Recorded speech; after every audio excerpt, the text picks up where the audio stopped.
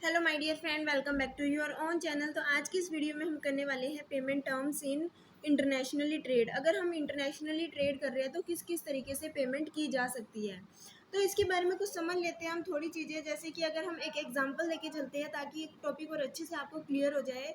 Suppose करो हम domestic country की बात करते हैं, इंडिया की बात करते हैं। इंडिया में एक पर्सन को रेफ्रिजरेटर चाहिए। वो क्या करता है, वो रेफ्रिजरेटर डीलर के पास जाता है, जो रेफ्रिजरेटर में डील करता है उससे क्या करता है, एक रेफ्रिजरेटर को परचेज कर लेता है। उनके बीच में कुछ डीलिंग होती है, एक एग्रीड प्राइस पे वो क्या करते हैं, जो पर्सन है वो उस रेफ्रिजरेटर को परचेज कर लेता है। अब वो अब वो जो पर्सन है जिसने रेफ्रिजरेटर को परचेज किया, वो डीलर को कहता है कि भाई ये जो रेफ्रिजरेटर मैंने तुमसे परचेज किया इसकी डिलीवरी कर दो मेरे एड्रेस पे।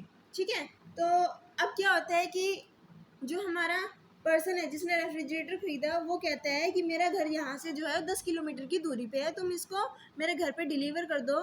यहाँ पे इन दोनों के बीच में ये बात होती है, तो हमारा जो डीलर है वो ये कहता है कि सर मैंने आपसे जो पेमेंट ली है उसके अंदर डिलीवरी एक्सपेंसेस इन्वॉल्व नहीं है, तो आपको उसकी पेमेंट अलग से करनी पड़ेगी। तो इन दोनों के बीच में इनके बारे में भी डील होती है कि जो भी गुड्स परचेज किए सिर्फ उसने गुड्स की अमाउंट, गुड्स की प्राइस ही चार्ज की है, लेकिन जो डिलीवरी है वो कौन करेगा। डिलीवरी अगर वो करवाता है, डीलर करवाता है, तो उसको पेमेंट करेगा हमारा वो पर्सन जिसने परचेज किया है। ठीक है, बायर क्या करेगा, पेमेंट करेगा सेलर को। अगर सेलर डिलीवरी करवाता है तो, अगर सेलर डिलीवरी नहीं करवाता, जो बायर है वो खुद अपने एड्रेस तक वो सामान लेके जाता है, तो भी क्या करता है, कौन पेमेंट करेगा, बायर ही करेगा।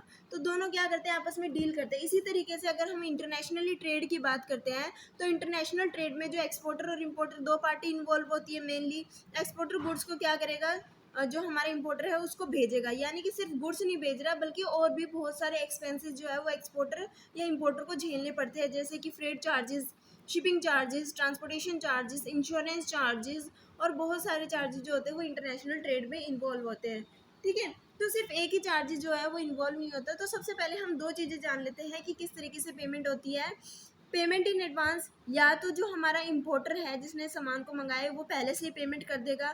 तो इससे होता क्या है, it is the payment of fund by the importer to the exporter prior to the shipment. यानी कि इसके अंदर क्या होता है कि जो हमारा इम्पोर्टर है उसने एक्सपोर्टर को पहले से ही पैसा दे दिया, पहले से ही पेमेंट कर दी, और जो सामान है अभी तक जो हमारा इम्पोर्टर है उसके पास पहुंचा नहीं है। This is quite secure for the exporter. Exporter के लिए क्या है, एक अच्छी चीज़ है कि पहले जो है वो पेमेंट आ गई है और सामान अभी तक नहीं भेजा। तो जो हमारा एक्सपोर्टर है इस केस में क्या करेगा, सिक्योर फील करेगा कि उसको टेंशन लेने की ज़रूरत नहीं है पेमेंट से रिलेटेड कि पैसा आएगा कि नहीं आएगा, मैं सामान तो भेज रहा हूँ। तो इसमें क्या होता है, payment in advance. If the payment does not arrive he does not ship the goods. यानी कि इसके अंदर पहले ही एक्सपोर्टर कह देता है कि भाई मेरे को पहले से ही पेमेंट कर दो, अगर मान लो फ्यूचर में तुमने मेरे को पेमेंट नहीं करी तो मैं इस चीज़ का रिस्क नहीं लेना चाहता। ठीक है, इसमें अगर हमारा इम्पोर्टर एक्सपोर्टर को पेमेंट नहीं करता ना, तो जो हमारा एक्सपोर्टर है वो सामान को शिप नहीं करता। तो इसमें क्या फुल पेमेंट करनी होती है, ज़रूरी नहीं है कि हमें फुल पेमेंट करनी होती है। 100% पेमेंट जो है वो इम्पोर्टर को एक्सपोर्टर को करनी ज़रूरी नहीं है। जो भी पेमेंट होती है, जो भी टोटल अमाउंट होता है, उसका कुछ पोर्शन जो है वो एक्सपोर्टर को पे कर दिया जाए, ताकि जो हमारा एक्सपोर्टर है वो एक तरीके से सिक्योर फील कर सके। मान लो सामान अगर एक्सपोर्टर ने भेज दिया और बाद में इम्पोर्टर ने लेने से मना कर दिया, तो एक तो एक्सपोर्टर का वो मैन्युफैक्चरिंग का एक्सपेंस आए, एक सारे बहुत सारे एक्सपेंस आए, डिलीवरी का एक्सपेंस आए यानी कि शिपमेंट का एक्सपेंस आया, ठीक है, कस्टम ड्यूटीज़ का एक्सपेंस आया, टैक्सेस वगैरह लगे। तो इन सारी चीज़ों से बचने के लिए पेमेंट इन एडवांस करवा ली जाती है। ठीक है, इसमें पूरी 100% पेमेंट नहीं होती, 100% भी कर सकते हैं, और साथ ही साथ इसमें मेन पॉइंट ये है कि कम से कम कुछ ना कुछ पोर्शन तो जो है इम्पोर्टर एक्सपोर्टर को पे करेगा एज अ सिक्योरिटी पर्पस, कि जो हमारा एक्सपोर्टर है वो सिक्योर रहे कि हाँ एक्चुअली में हमारा इम्पोर्टर ये सामान खरीदेगा। उसके बाद जो सेकंड पॉइंट आता है वो होता है ओपन अकाउंट। ओपन अकाउंट क्या होता है, this is a simple mean of settling in which the buyer pay the exporter after the exporter has ship the goods और परफॉर्म द एग्रीड सर्विसेज। अब इम्पोर्टर कहता है कि मेरे को क्या भरोसा है, मैं तेरे को पैसे तो दूँ। इम्पोर्टर जो है एक्सपोर्टर को कहता है कि क्या गारंटी है कि मैं तुम्हें पैसे तो दे रहा हूँ, लेकिन तुम मुझे सामान भेजोगे या नहीं भेजोगे, क्या किस तरीके का सामान भेजोगे। तो इस केस में क्या होता है कि जो हमारा एक्सपोर्टर होता है वो पहले गुड्स की डिलीवरी करता है, पहले गुड्स को क्या करता है, शिप करता है, और बाद में जो इम्पोर्टर है वो पेमेंट करता है। तो this is a simple mean of settling in which the buyer pays the exporter after the exporter has shipped the goods or performed the agreed services. However, open account term leave exporter open to risk in the event of the non payment. यानी कि इसके अंदर क्या होता है, जो हमारा exporter होता है वो एक अकाउंट ओपन करवा लेता है, ठीक है। अकाउंट ओपन इसलिए करवाता है, एक तरीके से इंश्योरेंस करा लेता है कि अगर मान लो पेमेंट नहीं की तो वो बच सके, उसका कोई लॉस ना हो एक्सपोर्टर का। तो ये 2 पॉइंट थे, एक तो था पेमेंट इन एडवांस, एक था open account. Payment in advance में इंपोर्टर एक्सपोर्टर को पहले से ही पेमेंट कर देता है, लेकिन ओपन अकाउंट में एक्सपोर्टर जब सामान भेज देगा उसके बाद ही इंपोर्टर क्या करेगा, पेमेंट करेगा। और इसके अंदर एक्सपोर्टर जो है वो एक तरीके का अकाउंट ओपन करवाता है, जिसको हम बोलते हैं ओपन अकाउंट, ताकि वो रिस्क से बच सके कि अगर इंपोर्टर पेमेंट ना करे तो उस रिस्क से बचने के लिए क्या करता है, एक तरीके का इंश्योरेंस करा लेता है। इसको आप और अच्छे से समझोगे IBO 4 के अंदर, ठीक है। उसके बाद हमारा था एक पॉइंट और आता है कि सपोज करो जो भी गुड्स या सर्विसेज को भेजा जा रहा है, ठीक है, गुड्स या सर्विसेज को क्या किया जा रहा है, मान लो गुड्स जो है एक्सपोर्टर इंपोर्टर को भेज रहा है तो उसके लिए बहुत सारे चार्जेस आते हैं, हमारे शिपिंग चार्जेस आ रहे हैं, ठीक है, ट्रांसपोर्टेशन चार्जेस आ रहे हैं, इंश्योरेंस कॉस्ट आ रही है। तो ये सारे चार्जेस कौन बियर करेगा, ये सारे के सारे चार्जेस कौन बियर करेगा, उसके लिए हमारा इंटरनेशनल चैम्बर ऑफ कॉमर्स जो ICC है, जो कि पेरिस में जिसका हेडक्वार्टर है, publish a code of shipping terms to identifying responsibility of buyer and seller. उसके अंदर ये लिखा हुआ है कि कुछ शिपिंग टर्म्स बनाई गई है कि गुड्स को शिप करने के लिए कुछ टर्म्स या सर्विसेज को, कुछ रूल्स रेगुलेशंस को बनाया गया है, ताकि उसमें ये पता चल सके कि बायर की क्या क्या रिस्पॉन्सिबिलिटी है और सेलर की क्या क्या रिस्पॉन्सिबिलिटी है, ठीक है। इन सब चीज़ों को हम क्या बोलते हैं, इनको टर्म्स। इनको टर्म्स क्या होते हैं, इंटरनेशनल कमर्शियल टर्म्स। इंटरनेशनली जो भी ट्रेड कर रहे हैं उसके लिए कुछ कमर्शियल टर्म्स बनाई गई है कि किस तरीके से शिपिंग की जाएगी। इनको term were first published in 1935 with subsequent revision edition made in 1953, 1967, 1980, 1990 and the most recently in 2000। तो इनको टर्म क्या होता है, फर्स्ट पहली बार कब पब्लिश किया गया था, 1935 में इनको टर्म को पहली बार पब्लिश किया गया था। और इसमें क्या हुआ, समय समय पे रिवीजन होती गई, यानी कि कुछ चेंजेस आते गए, जैसे जैसे हमारे ट्रेड में, ठीक है, हमारी पॉलिसीज़ में चेंजेस आए, उसी तरीके से जो हमारी इनको टर्म्स है उसमें भी चेंजेस आते गए। जो फर्स्ट चेंज आया था वो आया था 1953 में, उसके बाद 1967, उसके बाद 1980, 1990 और उसके बाद जो अभी रिसेंटली जो चेंजेस आए हैं वो कब आए हैं, 2000 के अंदर आए हैं। तो कुछ इनको टर्म्स है उनको जान लेते हैं एक टेबल के थ्रू। सो यहाँ पे हमारे कुछ 11 इनको टर्म्स है जो कि बताती है कि क्या सेलर की रिस्पॉन्सिबिलिटी है, क्या बायर की रिस्पॉन्सिबिलिटी है, क्या सेलर की ऑब्लिगेशन और क्या बायर की ऑब्लिगेशन है। तो फर्स्ट जो हमारी इनको टर्म है वो होती है एक्स वर्कर। एक्स वर्कर मतलब क्या होता है कि जो भी गुड्स प्रोवाइड किए जाते हैं वो सेलर अपने प्रेमाइसिस पे प्रोवाइड करता है या फिर किसी फैक्ट्री पे प्रोवाइड कर देता है, किसको, बायर को, और बायर को वहाँ से लेके जाना होता है अपने गुड्स को। तो जो भी एग्रीड प्लेस होगा कि सेलर को इस प्लेस पे मुझे सामान प्रोवाइड करना होगा, तो उसी प्लेस पे जो सेलर है वो सामान प्रोवाइड कर देगा, किसको, बायर को।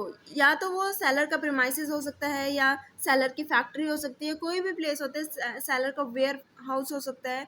तो यहाँ पे क्या करता है, सेलर प्रोवाइड करता है उन गुड्स को, किसको, हमारे बायर्स को। तो यहाँ पे जितना भी ब्लू कलर में आपको दिख रहा है वो है हमारा सेलर्स की ऑब्लिगेशंस, ठीक है। और जो येलो कलर का है वो ट्रांसफ़र ऑफ रिस्क, जहाँ से येलो पॉइंट आता है वहाँ से आगे वाला जो पोर्शन है वो किसका है, बायर का रिस्क है। और जो लेफ्ट हैंड साइड जो पोर्शन है वो है हमारा सेलर की रिस्क के बारे में बता रहे हैं कि जहाँ पे ब्लू पॉइंट आ गया वहाँ से जो रिस्क है वो ट्रांसफ़र हो जाएगा बायर को।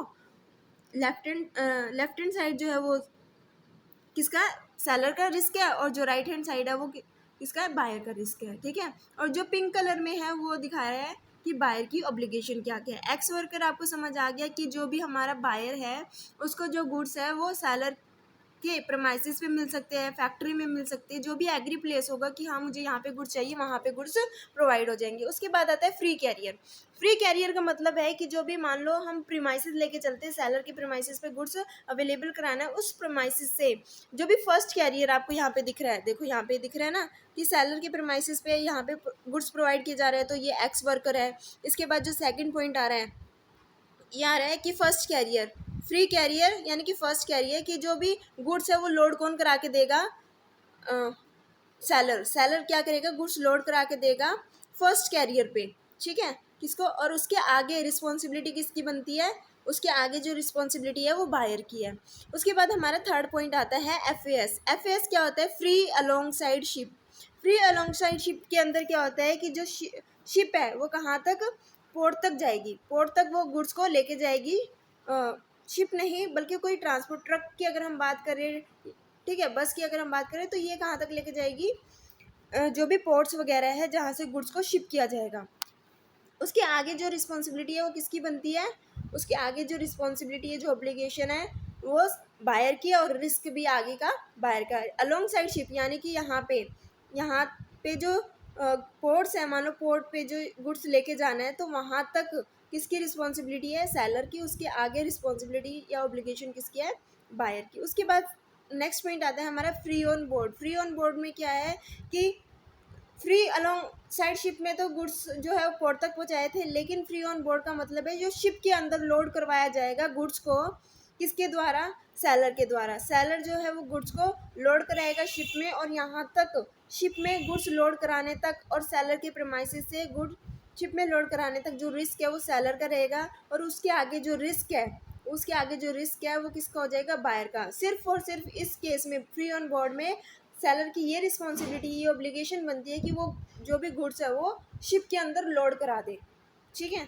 उसके बाद आता है cost and freight. Cost and freight का मतलब क्या होता है कि जो भी हमारी बायर है, बायर की जो डेस्टिनेशन पोर्ट है, बायर का जो डेस्टिनेशन पोर्ट है वहाँ तक शिप जाएगी, ठीक है। फ्री ऑन बोर्ड में सिर्फ और सिर्फ हमने क्या किया था, लोडिंग कराई थी। लेकिन उसके आगे एक नेक्स्ट पॉइंट आता है कॉस्ट एंड फ्रेट। वहाँ पे उसमें क्या होता है कि जो सेलर की रिस्पॉन्सिबिलिटी ऑब्लिगेशन है वो जो डेस्टिनेशन पोर्ट है, किसका, बायर का डेस्टिनेशन पोर्ट है, वहाँ तक गुड्स ले जाने की जिम्मेदारी किसकी है, हमारे सेलर की। उसके आगे जो रिस्पॉन्सिबिलिटी है वो बायर की बनती है, लेकिन डेस्टिनेशन पोर्ट तक जो ऑब्लिगेशन और रिस्क है वो सेलर का है, ठीक है। लेकिन रिस्क कहाँ तक है, रिस्क है लोडिंग पोर्ट तक। लोडिंग पोर्ट तक जो रिस्क है, ठीक है।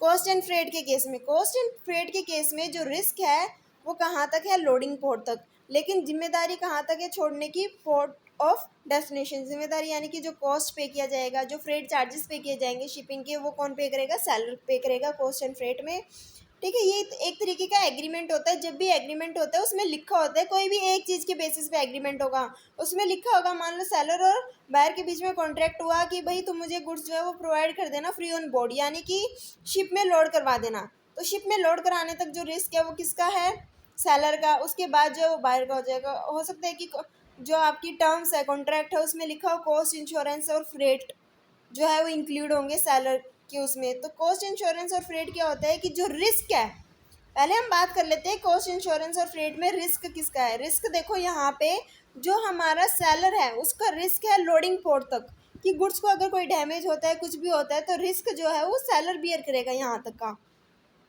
लेकिन जो डिलीवरी है वो कहाँ तक डिलीवरी करेगा, डेस्टिनेशन पोर्ट तक। डेस्टिनेशन पोर्ट तक जो है वो सेलर की ऑब्लिगेशन बनती है गुड्स को डिलीवर करने की। उसके आगे पोर्ट पे जो है बायर्स के जो डेस्टिनेशन पोर्ट है वहाँ तक जो है सेलर गुड्स प्रोवाइड करेगा। उसके आगे की जो ऑब्लिगेशन है वो बायर की होती है। रिस्क कहाँ तक है, रिस्क है इसमें लोडिंग पोर्ट तक। यानी कि फ्री ऑन बोर्ड की बात करें, कॉस्ट एंड इंश्योरेंस की बात करें और कॉस्ट इंश्योरेंस एंड फ्रेट की बात करें, तो यहाँ पे किसकी रिस्क है, रिस्क है यहाँ पे लोडिंग पोर्ट तक सेलर का। उसके आगे जो रिस्क है वो बायर का है। तो कॉस्ट और फ्रेट क्या है, कॉस्ट और फ्रेट का मतलब है कि जो चार्जेस, शिपिंग चार्जेस आएंगे, ठीक है, वो कौन पे करेगा, हमारा सेलर। लेकिन कॉस्ट और इंश्योरेंस और फ्रेट चार्जेस कौन पे करेगा, अगर इंश्योरेंस इंक्लूड कर दिया तो इंश्योरेंस भी सेलर पे करेगा जहाँ तक वो सामान को लेके जाएगा। यानी कि अगर वो डेस्टिनेशन तक लेके जा रहा है तो डेस्टिनेशन तक का इंश्योरेंस कराएगा। उसके बाद जो नेक्स्ट हमारी टर्म आती है वो आती है cost paid to. Cost paid to कि जो हमारा सेलर है वो कहाँ से कहाँ तक की कॉस्ट पे करेगा।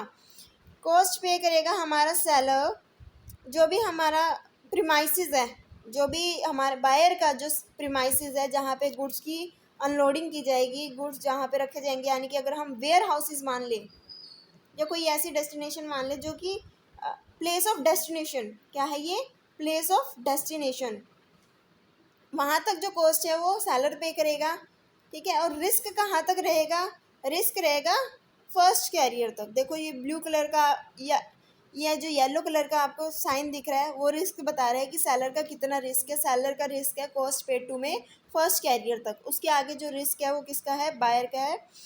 सेलर बायर को कहता है भाई मैं तुम्हें कॉस्ट में पे कर दूंगा प्लेस ऑफ डेस्टिनेशन तक, ठीक है, प्लेस ऑफ डेस्टिनेशन तक कॉस्ट में पे करूंगा, लेकिन रिस्क मैं नहीं लूँगा। मैं रिस्क कहाँ तक लूँगा, अपने फर्स्ट कैरियर तक लूँगा कि मेरे प्रेमाइसिस से गुड्स को मैं लोड कराने तक का ही रिस्क लूँगा। आगे जितना रिस्क है वो तुम्हारा है, मेरा कुछ नहीं है।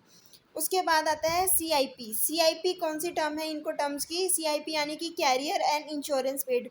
कैरियर भी पे करेगा सेलर और साथ ही साथ इंश्योरेंस भी कराएगा प्लेस ऑफ डेस्टिनेशन तक, ठीक है। कहाँ तक, प्लेस ऑफ डेस्टिनेशन तक, कि जो सेलर है वो क्या करेगा, गुड्स जो है वो सेलर बायर की जो डेस्टिनेशन है, प्लेस ऑफ डेस्टिनेशन, वहाँ तक प्रोवाइड कर देगा, ठीक है। जो टेम्पो है, मान लो टेम्पो शिप, जो हमारी शिप है वो पोर्ट पे उतरी, पोर्ट पे गुड्स को अनलोड किया, पोर्ट से अनलोडिंग से लेके ट्रक में वो गया बायर के प्रेमाइसिस तक। प्रेमाइसिस तक जो है वो गुड्स प्रोवाइड करने की जिम्मेदारी किसकी है, सेलर की है। लेकिन जो अनलोडिंग की जाएगी प्रेमाइसिस पे वो कौन करेगा, वो बायर करेगा। भाई मैंने सामान लाके खड़ा कर दिया, तुम अब अनलोडिंग कर लो। उसके बाद आता है नेक्स्ट पॉइंट है DPU। DPU क्या है, डिलीवरी एट प्लेस अनलोडेड। अब कहा गया कि भाई अपने प्रेमाइसिस से, अपने प्रेमाइसिस, सेलर अपने प्रेमाइसिस से बायर के प्रेमाइसिस तक गुड्स को लोड भी करेगा अपने प्रेमाइसिस से, और साथ ही साथ जो बायर की डेस्टिनेशन है वहाँ तक अनलोडिंग भी करेगा। और जितनी कॉस्ट आएगी, जितना रिस्क आएगा, वो किसका होगा, वो होगा सेलर का, ठीक है। कहाँ तक, प्लेस ऑफ डेस्टिनेशन तक। उसके बाद आता है DAP। DAP यानी कि डिलीवरी एट प्लेस, यानी कि जो एक्चुअल में बायर का प्लेस होगा ना वहाँ तक सारा रिस्क भी, सारी कॉस्ट भी, इंश्योरेंस भी किसका है, सेलर का है। डेस्टिनेशन पे गुड्स पहुँचा दिया, अब डेस्टिनेशन पे जाके वो ख़राब होता है, कुछ भी होता है, तो उसमें बायर का रिस्क है। सेलर ने अपने प्रेमाइसिस से बायर के प्रेमाइसिस तक गुड पहुंचा दिया, कॉस्ट भी बियर कर ली, इंश्योरेंस भी पे कर दिया, रिस्क भी ले लिया, आगे की जिम्मेदारी बायर की है। सेम डिलीवरी ड्यूटी पेड तक, कि जो भी डिलीवरी किया उसमें जो ड्यूटी आई है वो कौन पे कर रहा है, हमारा सेलर पे कर रहा है, ठीक है। तो हमारी कुछ 11 इनकम थी, ठीक है। तो इसमें फर्स्ट थी एक्स वर्कर। एक्स वर्कर यानी कि सेलर अपने प्रेमाइसिस तक गुड्स प्रोवाइड करेगा, जो गुड्स की लोडिंग है वो कौन करेगा, बायर करेगा, और जो रिस्क है, जो कॉस्ट है, बाकी सारा किसका है, बायर का है। उसके बाद है फ्री कैरियर। फ्री कैरियर में जो है वो लोडिंग करवा देगा, अपने प्रेमाइसिस से लोडिंग करा देगा, आगे जो रिस्क है, जो अमाउंट वगैरह चार्ज होंगी वो बायर की होंगी। आई होप कि आपको ये सारी की सारी टर्म अच्छे से समझ आ गई हो। कोई डाउट है तो आप कमेंट सेक्शन में कमेंट कीजिए और अपने डाउट्स को क्लियर कीजिए। Thanks for watching.